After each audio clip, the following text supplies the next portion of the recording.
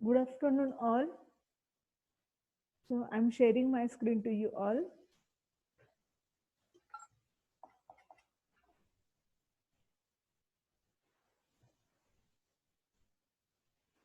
Okay. So in practical session, LP1 practical session, I started first practical of group A. Okay.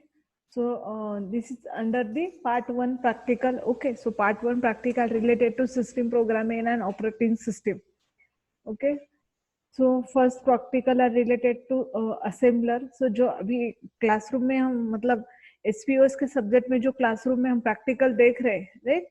सो जो assembler जो design कर रहे हैं manually, उसका हमें क्या करना है, उसका प्रैक्टिकली इम्प्लीमेंटेशन देखना है. सो वन मोर पॉइंट, यहाँ पर क्या लिखा है कि एनी टू, एक मिनट. सो यहाँ पर ऐसे लिखा है कि ग्रुप ए के कौन से भी 2 असाइनमेंट आप ले सकते हैं.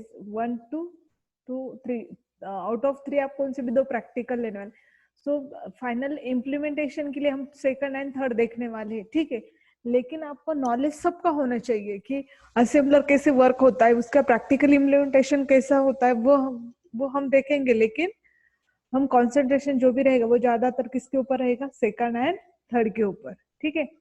लेकिन आपको असेंबलर इसमें भी है थ्योरी में, तो वो मैन्युअली कैसे उसको कन्वर्ट करते वो मैंने दिखाया था, ठीक है.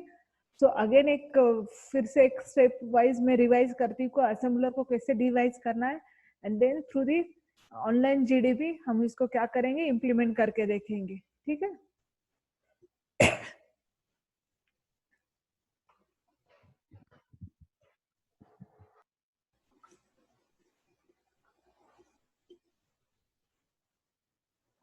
एक मिनट.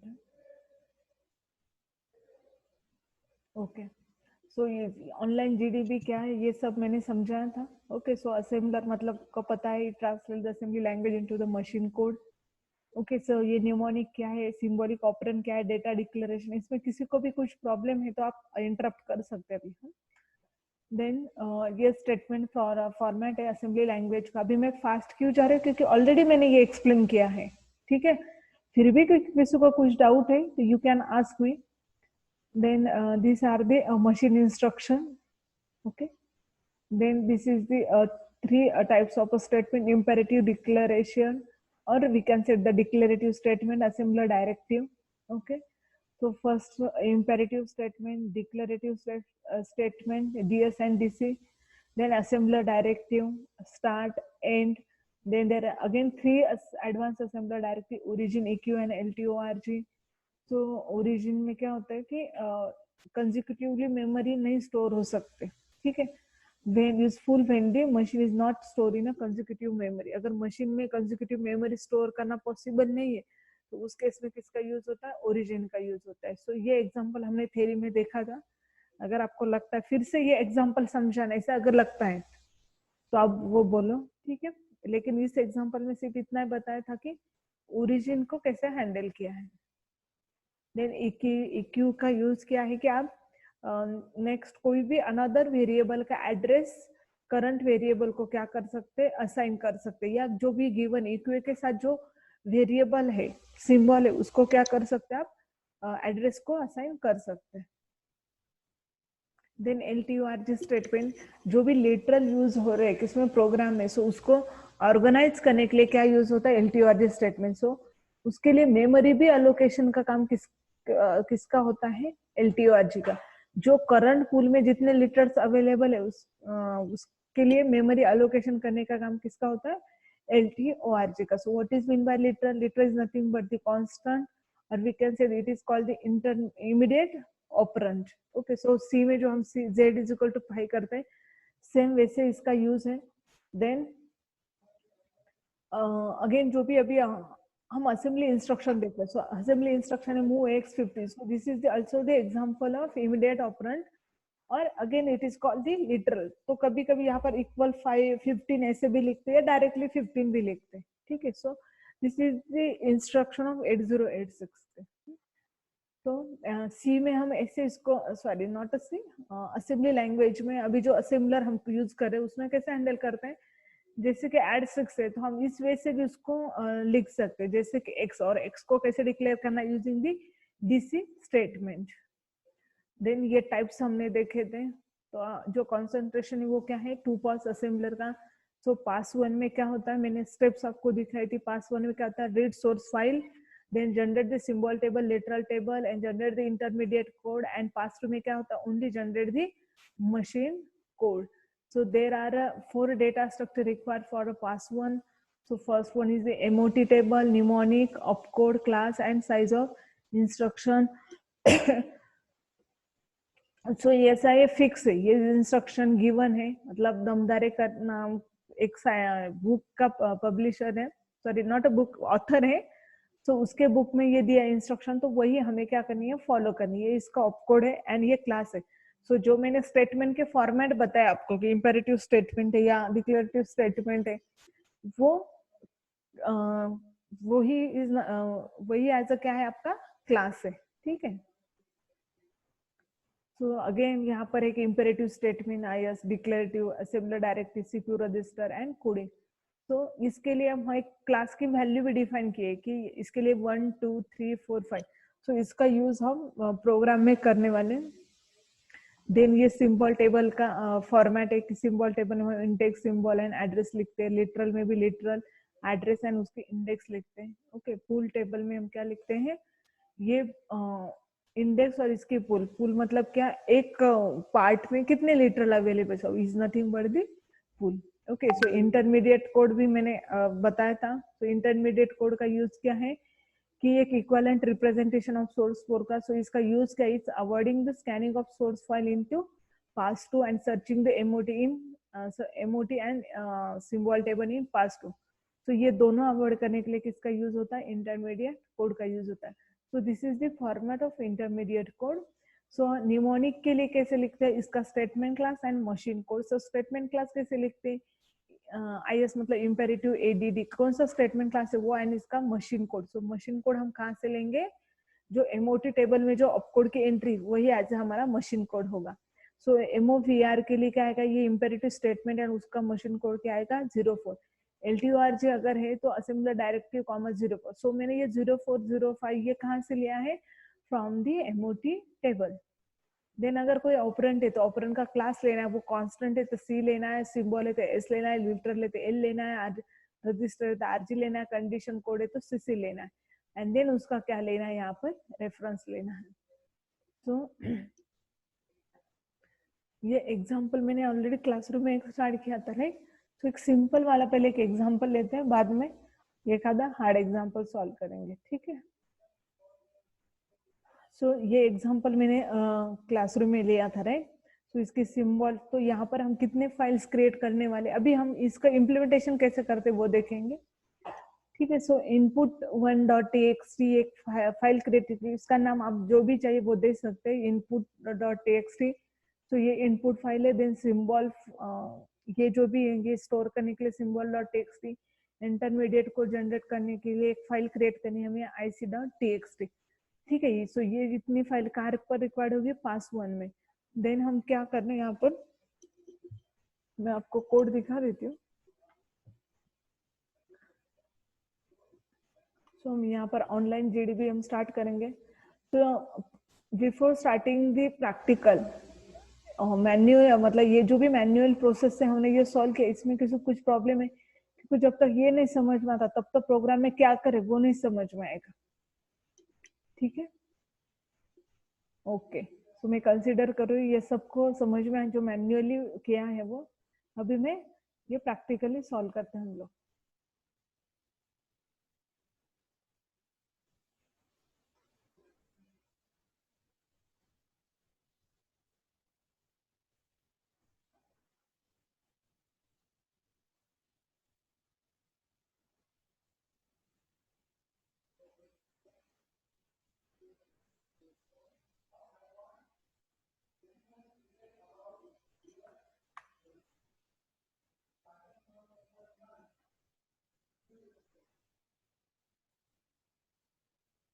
यहाँ पर मैं कोड टाइप करती हूँ डायरेक्टली।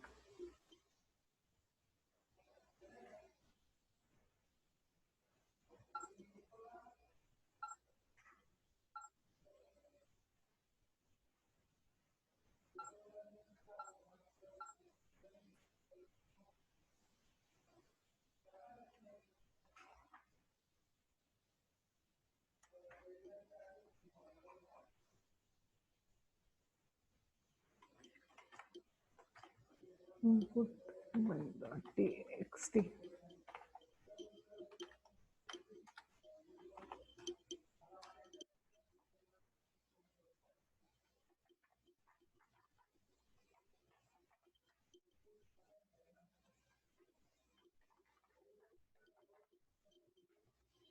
ओके, सो अभी हम लेंगे इनपुट कोड।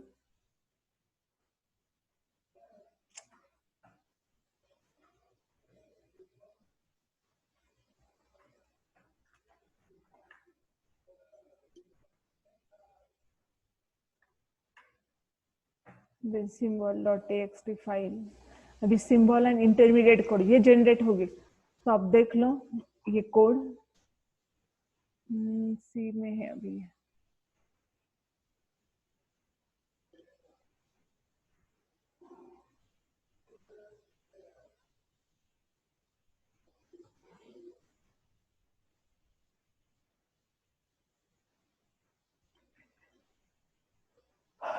ओके, सो जो प्रोग्राम मैंने अभी दिखाया था वो यहाँ पर इम्प्लीमेंट किया है, तो वो कैसे किया मैं एक्सप्लेन करती हूँ। लेकिन इसके पहले ये देखो, सिंबल टेबल में उसकी एंट्री आई है, इंटरमीडिएट कोड में भी इसकी एंट्री आई है, ठीक है, ऑटोमेटिक। पहले ये फाइल्स पूरी क्या थी, ब्लैंक थी, अभी इसकी एंट्री आई है। और ये इनपुट, जैसे आप इनपुट दोगे वैसे यहाँ पर क्या होगा, चेंज होगा।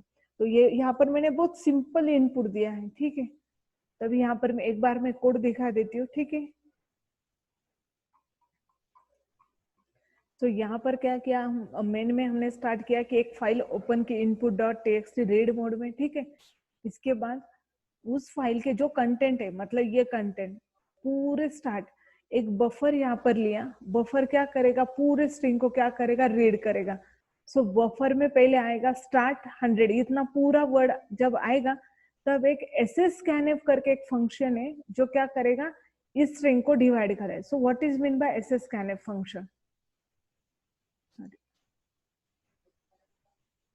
तो यहाँ पर एक sscanf फंक्शन का मैंने यहाँ पर डिटेल रखा है, तो वो एक बार देख लो। सो sscanf फंक्शन क्या रिटर्न करता है कि आप जो भी वैल्यू आप रीड कर रहे हैं, पूरे स्ट्रिंग की जो भी वैल्यू, वो क्या कर सकते हैं हम एक इसमें ले सकते हैं। जैसे कि सपोज ये लाइन है, सपोज कंसीडर करो function in C programming language checks, इतने पूरा कोड है। और sscanf क्या करेगा फिर, इसका ये एक स्ट्रिंग है, ये सेकंड स्ट्रिंग है, थर्ड स्ट्रिंग है, फोर्थ स्ट्रिंग है, फिफ्थ स्ट्रिंग है, सिक्स्थ स्ट्रिंग, इससे डिवाइड करने का काम किसका रहेगा, sscanf फंक्शन का रहेगा, ठीक है, जैसे स्ट्रिंग, ठीक है। सो ये sscanf फंक्शन का क्या है, यूज है। देन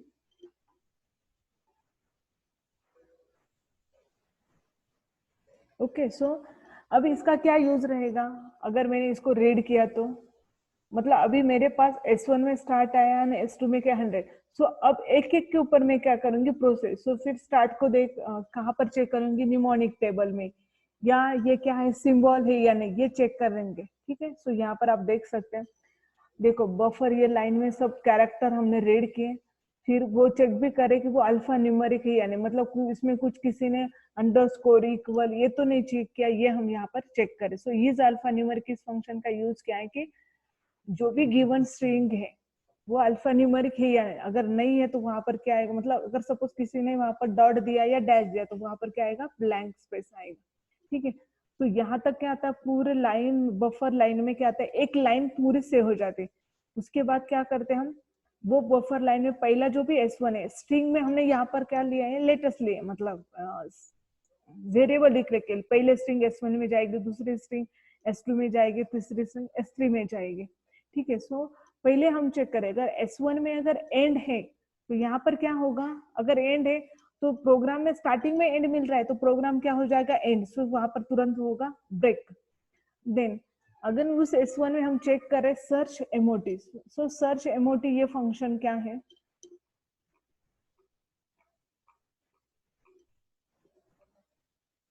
ये यहाँ पर आप देख सकते सर्च एमओटी। अभी जो एमओटी का मैंने टेबल दिखाया था आपको, ये जो टेबल है, ये टेबल, ये मैंने क्या किया, एक स्ट्रक्चर में डिफाइन किया। ये पूरे टेबल को किस में डिफाइन किया है, स्ट्रक्चर में। आप देख सकते हैं सर्च एमओटी स्कैन।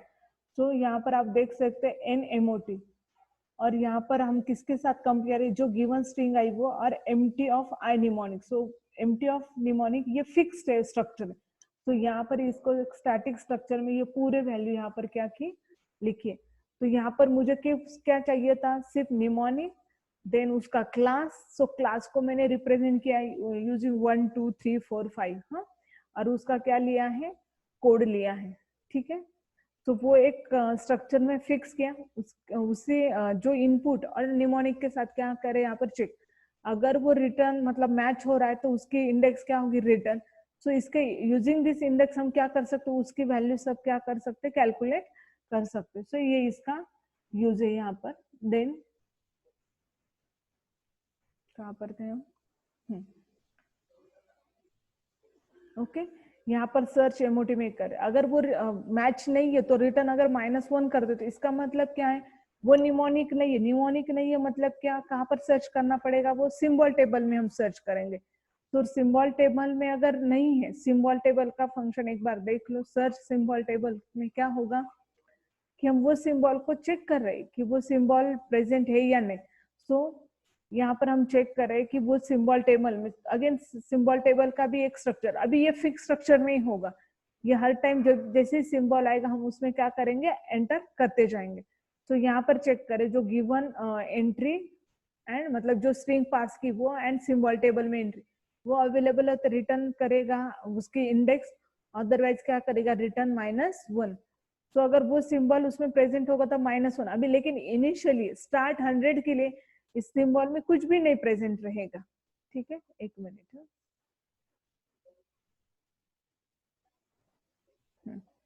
सो यहाँ पर कुछ भी नहीं प्रेजेंट रहेगा। सो यहाँ पर भी -1 रिटर्न होगा, यहाँ पर भी -1। सो अगर सिंबल में एंट्री नहीं होगी तो क्या होगा, उसको इंसर्ट करना पड़ेगा। Then we can insert this symbol into the symbol table. So इस केस में कौन सा फंक्शन वर्क होगा, insert symbol table. So with location count, वो जो भी S1 सिंबल वो क्या करेंगे, यहाँ पर इंसर्ट करेंगे, ओके। उसके बाद हम काउंट करें कितने टोकन है, टोकन मतलब क्या, एक लाइन में, जैसे कि स्टार्ट एंड 100। सो मैंने जहां से बताया, अगर सपोज लेबल है तो लेबल यहाँ पर जाएगा, then S1, then S2, then S3, ऐसे चला जाएगा। और वो कौन सा डेटा ले रहा है, बफर लाइन का डेटा, ठीक है। तो आप अगेन ऐसे स्कैनर को सर्च करके भी उसके फीचर दे सकते हैं। देन इसके बाद हम अगेन चेक करेंगे कि अभी उसकी क्लास पर जाएंगे कि उसका क्लास फाइंड आउट कर, जो भी S1 आया उसका क्लास क्या है। तो उसका क्लास अगर इम्पेरेटिव स्टेटमेंट है, डिक्लेरेटिव है, डायरेक्टिव है, तो वो हम चेक करेंगे। सपोज इम्पेरेटिव क्लास है तो हम कहाँ जाएंगे, इम्पेरेटिव स्टेटमेंट। उसके पहले मैं एक दिखा देती हूँ कि असेंबलर डायरेक्टिव, क्योंकि मेरे पास क्या मिल रहा है, स्टार्ट मिल रहा है। तो थर्ड केस वहां पर फॉलो होगी। सो डायरेक्टिव में क्या मिलेगा, यहाँ पर स्टार्ट, फिर स्टार्ट पर यहाँ पर जाएंगे,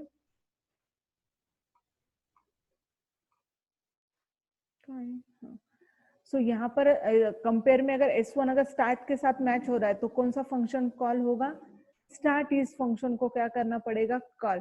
सो यहाँ पर कॉल होगा मतलब क्या होगा, अगेन उसकी एंट्री हम सर्च एमओटी में करते हैं। यहाँ पर ये इस प्रोग्राम के थ्रू हो क्या रहे हैं पता है, यहाँ पर ये जो भी मैन्युअली कर रहे थे ना, ये हर सिंबल टेबल को जनरेट करना, देन इंटरमीडिएट कोड को जनरेट करना, इसके लिए जो भी वैल्यू आती है ये सब यहाँ पर हम किसके थ्रू कर रहे हैं, प्रोग्राम के थ्रू। जैसे स्टार्ट, मुझे पता है स्टार्ट ये क्या है, असेंबलर डायरेक्टिव है।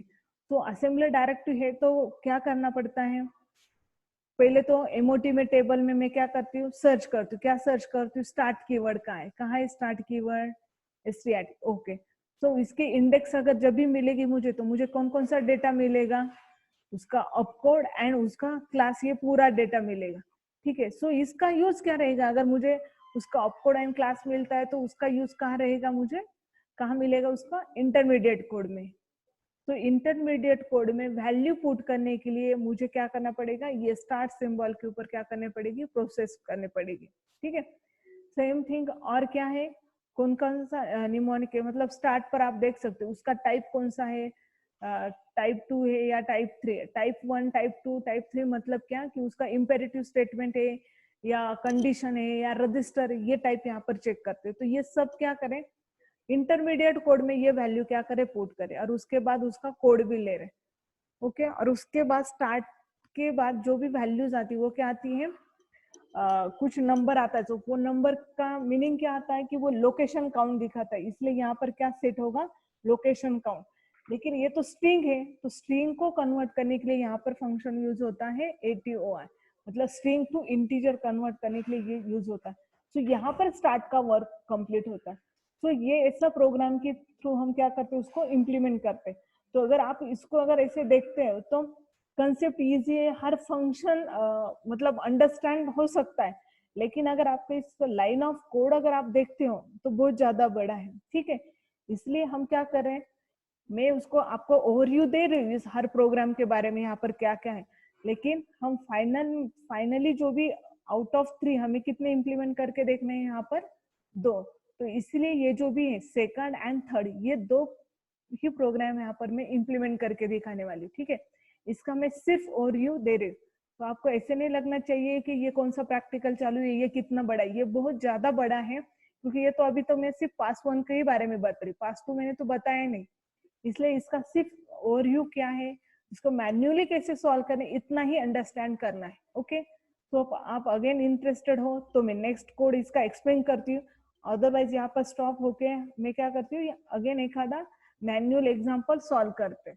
सो आप बोलो, अदरवाइज क्या होगा, मैं एक ही मतलब मैं मेरा ही बोलूंगी और आपको कुछ समझ में नहीं आएगा, क्योंकि ये कॉम्प्लिकेटेड कोड है। लेकिन मैं इसको, मैम ये सब पूरा कोड टाइप, हेलो, पूरा कोड क्या, इतना ही मैंने सुना। पूरा कोड टाइप करना है क्या मैम ये? नहीं ना, मैंने स्टेटमेंट दिया ना आपको। ये देखो, आपको ग्रुप ए में क्या करना है, यहाँ पर कौन से तो 2 प्रैक्टिकल करने, राइट, 1 2 3 आउट ऑफ 3 कौन से प्रैक्टिकल है, कौन से तो 2। तो मैं ये जो भी फर्स्ट प्रैक्टिकल है ये, इसीलिए मैं इसका कोड नहीं है, आपको नहीं करना है इसका कोड। ठीक है, understood. Okay ma'am.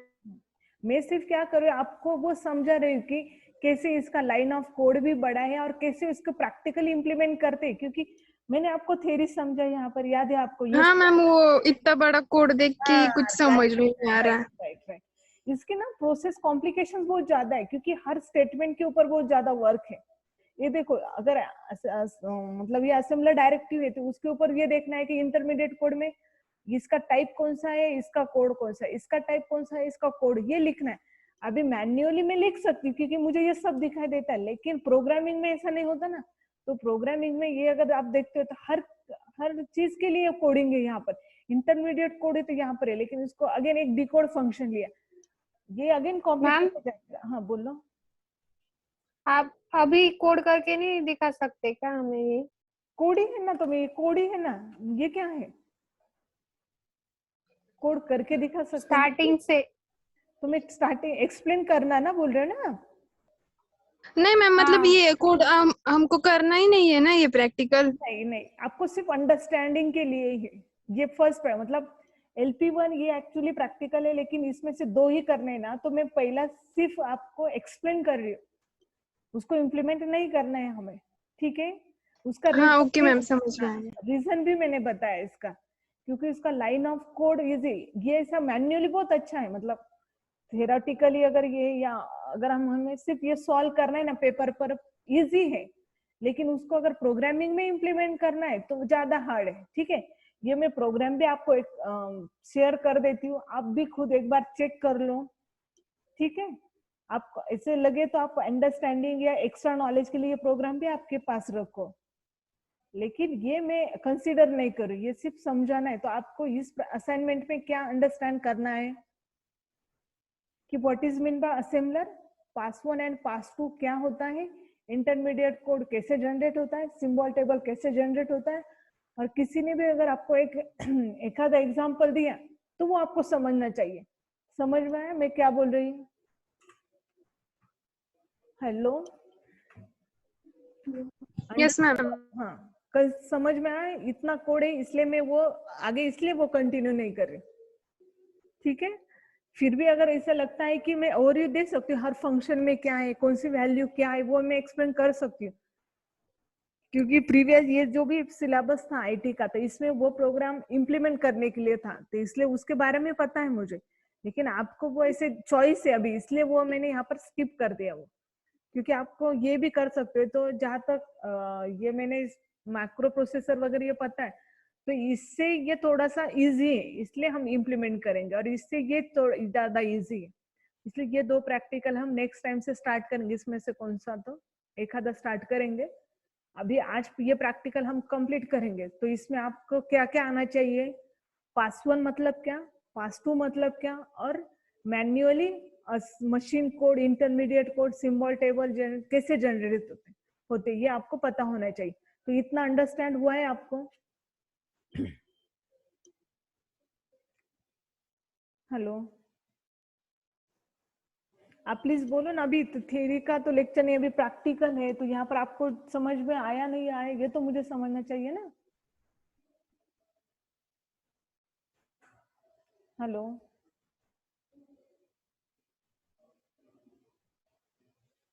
Hello, yes no बोलो। यस मैम, हमें लगा ये प्रैक्टिकल हमें परफॉर्म करना है, इसलिए बोल रहे थे तो हम। फिर अगर परफॉर्म करना हो तो मैं फिर लाइन बाय लाइन एक्सप्लेन भी नहीं, फिर हम साथ में इम्प्लीमेंट करते ना सब लोग। मुझे सिर्फ बताना था कि अगर ये मैन्युअल है तो उसका कोड देखो कैसे आता है, इतना बताना था। और ये मैंने रन भी करके देखा है, देखो ऐसे सिंबल टेबल आता है, इंटरमीडिएट कोड ऐसे जनरेट होता है, ऐसे दिखाया था मैंने पहले। इसमें फाइल्स में कुछ भी नहीं था ना, आपने देखा था ना जब रन किया था। Yes ma'am. हाँ, बस। तो यहाँ पर ये प्रैक्टिकल कंप्लीट है, तो आपको ये समझ में आया मैन्युअली, हाँ मतलब कैसे प्रोसेस करते हैं, ये समझ में आया आपको?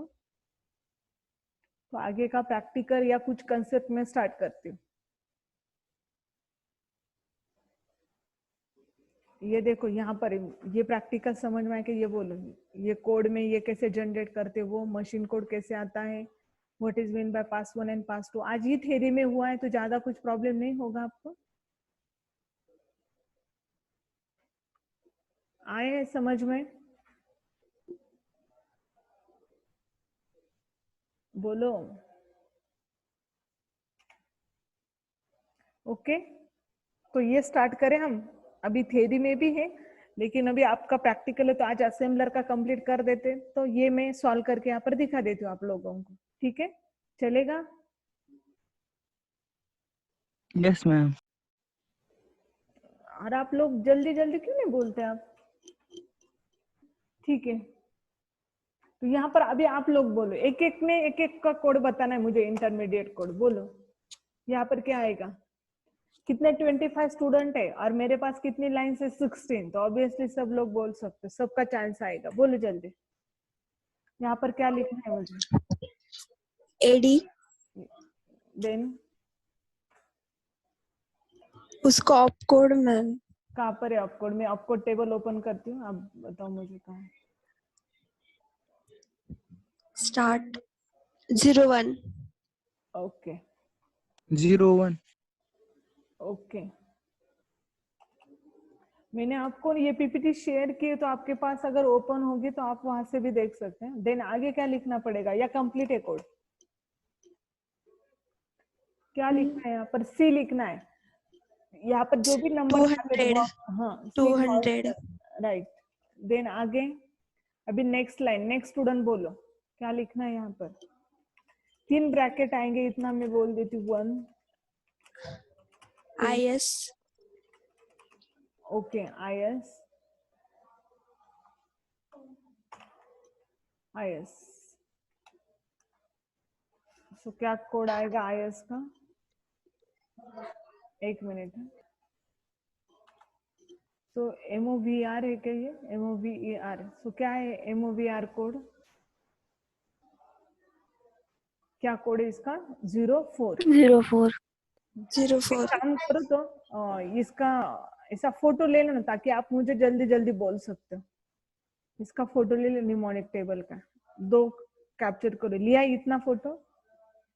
Yes ma'am. अभी ओरिजिन से आगे।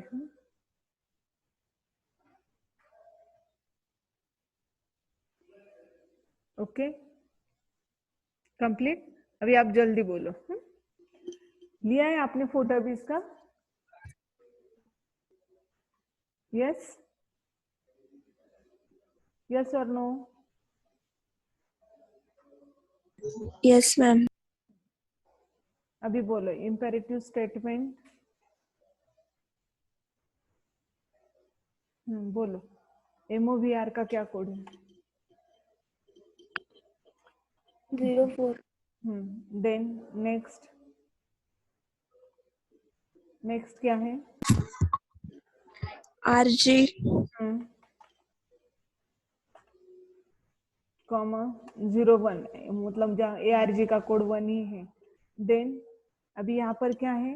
ये क्या है? लिटरल है ना, तो L कॉमा अभी इसका रेफरेंस। सो लेकिन इसके पहले हमने लिटरल टेबल बनाए थे। ओके, लिटरल टेबल 5 और 2 तक ही बनाए थे। अब इसके क्या है? और 1 2, एक मिनट, पहले लिटरल की वैल्यू पुट करते हैं।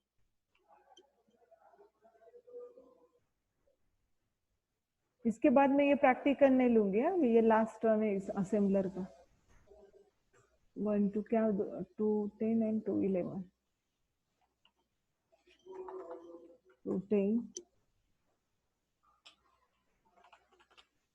2 11, 4 का 2 19, 2 19। ओके, सो लिटरल कंप्लीट है। इंडेक्स लिखने 2 3 4। ओके, सो यहाँ पर अगर आप देखते हो क्या है लिटरल की? ये कौन सा है? 5। 5 की इंडेक्स क्या है? 0. So write down 0. Okay, then next.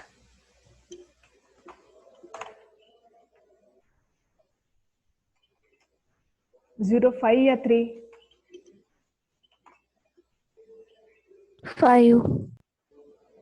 Then ARG registered है, so RG comma क्या आएगा? ARG 01।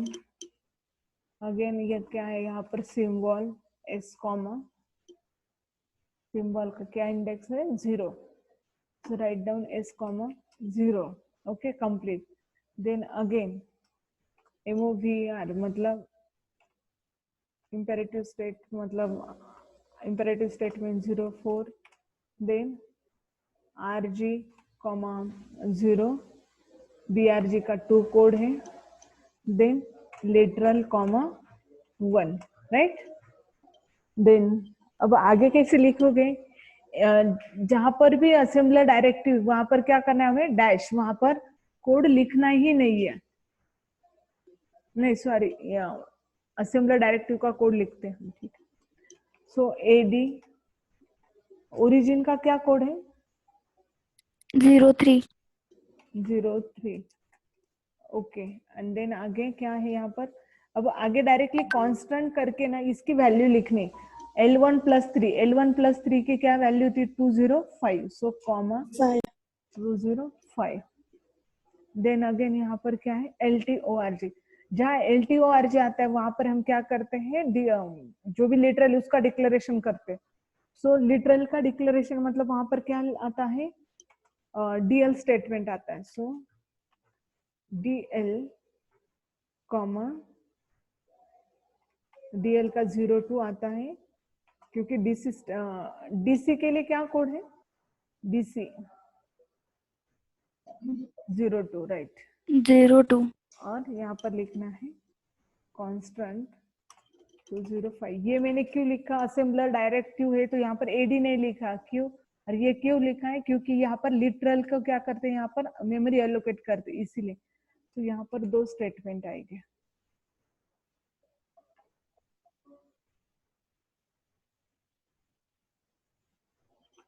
कितना टाइम है? 4। ठीक है, यहाँ पर क्या आएगा, अगेन इम्पेरेटिव स्टेटमेंट, ऐड के लिए आई थिंक 1 या 2 कोड है। क्या कोड है ऐड का? 1. Comma RG comma 01 comma literal. ये 1 का लिटरल का एड्रेस क्या है? 210, सॉरी इंडेक्स 2। तो यहाँ पर लिखेंगे हम 2। देन यहाँ पर क्या आएगा, सब अगेन इम्पेरेटिव स्टेटमेंट 02 कोड होगा शायद, RG 02 literal comma 3, right? Then BC again imperative statement, BC का कोड बोलो अगर पता है तो, then CC कोड बोलो अगर पता है तो, then symbol। BC का कोड क्या है? 07. 07 एंड CC का भी 07 है आई थिंक, 07 CC का है। CC का कोड क्या है? 07 7 या 2 क्या है CC का? 02 क्या? Yes, ma'am. एक सेकंड,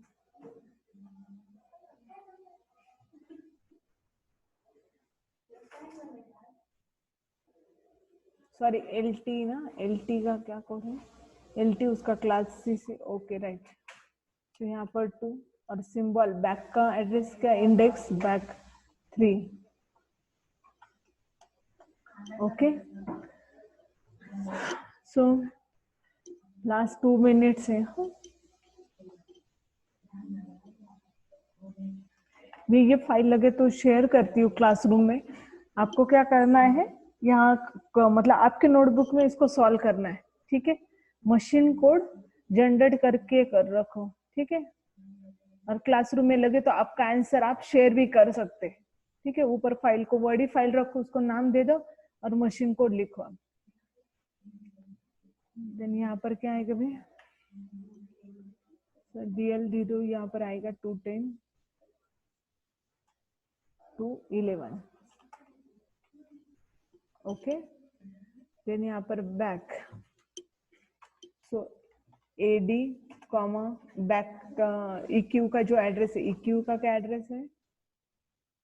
04 04. राइट 04। देन कांस्टेंट क्या है? L1 में जो लिखा है, मतलब आगे जो भी कुछ कांस्टेंट वैल्यू कैलकुलेट करते वो यहाँ पर लिख रहे हैं। तो C जो ये एग्जांपल सॉल्व करेगा उसको असेंबलर का कौन सा भी एग्जांपल सॉल्व करते ही आएगा। अगेन यहाँ पर क्या आएगा? AD कॉमा, अब ओरिजिन का जो कोड है, ओरिजिन का कोड क्या है? 03 again constant next 215, okay.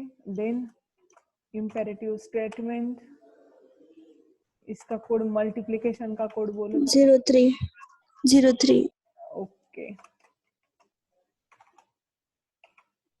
RG, okay. बाकी कोड प्लीज कंप्लीट करो, मैं ये फाइल शेयर करती हूँ, ठीक है। अभी टाइम होने आ रहा है, कंप्लीट हो रहा है, लेस देन 1 मिनट है। तो अभी आपको क्या करना है, यहाँ पर मशीन कोड लिखना है इसका। मैंने इसका बताया था ना मशीन कोड कैसे करना है। सिर्फ क्या लेना है, कोड जो अप कोड है, सेकंड जो वैल्यू असेंबलर डायरेक्टिव को नहीं, आगे सिर्फ डैश करना है, बाकी की वैल्यू लेनी है। 05 01 ऐसे लिया था, वैसे इसका क्या करना है, आपको सॉल्व करना है मशीन कोड। देखते कौन सॉल्व करता है, ठीक है। और आपका आंसर आप क्या करो, अपलोड करो। अभी मैं अटेंडेंस, एक मिनट,